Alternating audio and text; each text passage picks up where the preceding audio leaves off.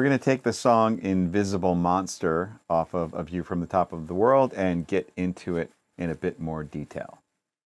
So this song came out of us wanting to write a song that was, I guess, for lack of a better term, mid-tempo, after having written a whole bunch of songs on the record that were very proggy, very dark, and instrumentally driven, long songs, bombastic, lots of playing, everything all like that.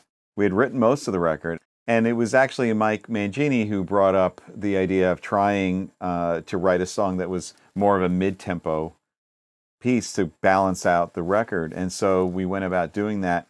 And this song kind of came really naturally to us, like right from the get-go, as soon as we had the tempo.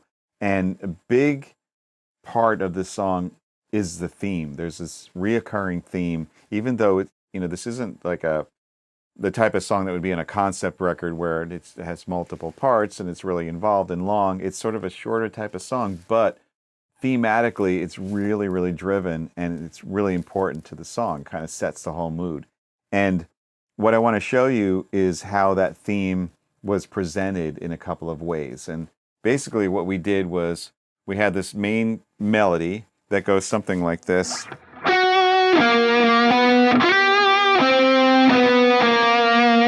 That's basically the melody that we're doing. And it appears in different ways. Sometimes the guitar is playing a riff and the melody is sitting on top in the strings. Jordan playing string samples and making this real sort of cinematic orchestral approach. Sometimes it's only in the guitar riff, which I'll show you, this type of thing.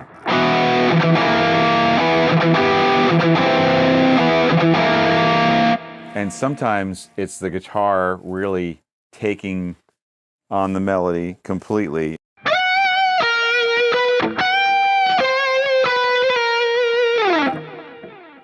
And so that theme you're going to hear throughout the song. And sometimes it actually, like in the beginning of the song, actually sets the song up. And sometimes it almost acts as like an additional chorus.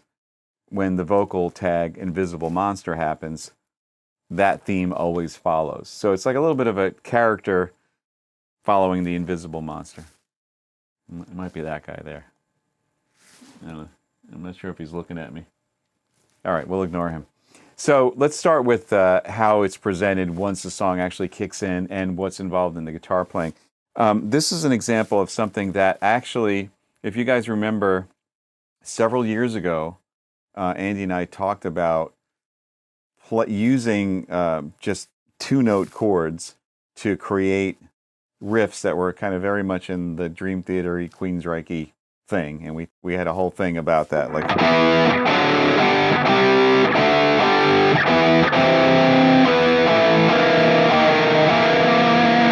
So this uses that technique. So what I basically did was take the melody that's sitting on top and incorporate that into the chords. Now I extended them a bit. You'll see that. So it starts out with E, and the melody note is actually the ninth. This is also something that's cool, just as an aside. We're starting the melody on a note that's not like a resolved tone. It actually starts right away with tension. A resolved tone, if this was an E minor, could be E, could be the fifth B, could be the G. If we would start them in, or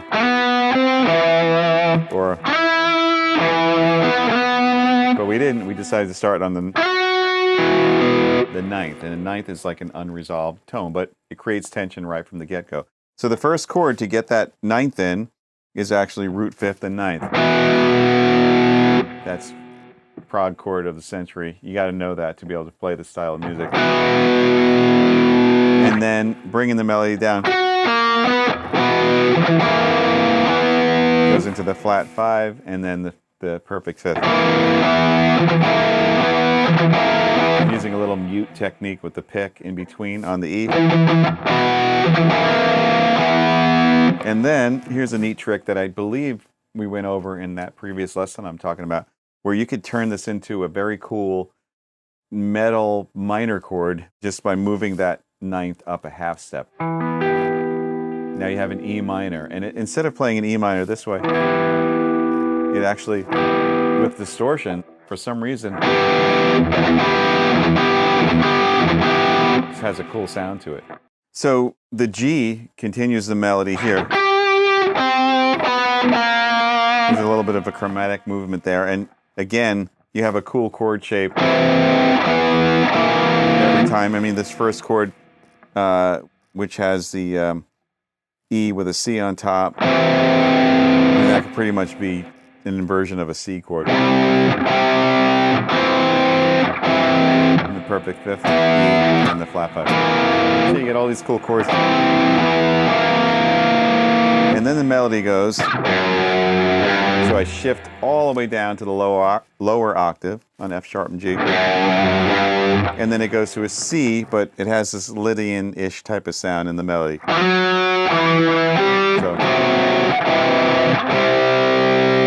this whole melody is being played using these 2 to 3 string Queensryche Dream Theater-y chords, proggy chords. And anyway, it sounds like this.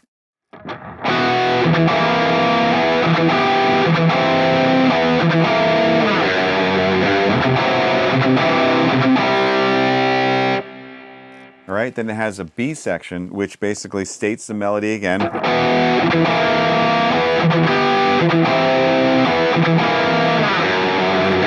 But instead of just going to C, what we're going to try to do here is resolve to E, which is where the verse is sitting.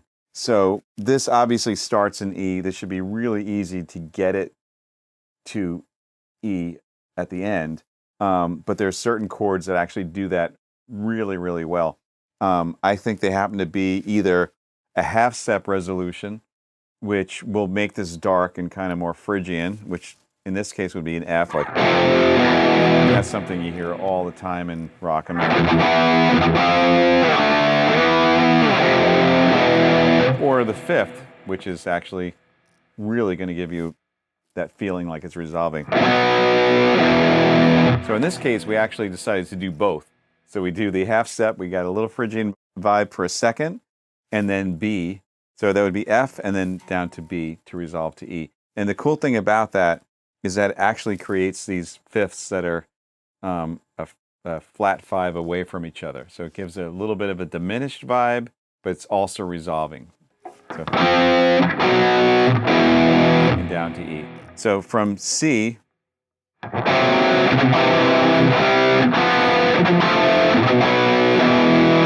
and again, when we're writing, I mean, there's so many different ways to do this at the end. I mean, we could have done a million things, right? We could have went, that's one way.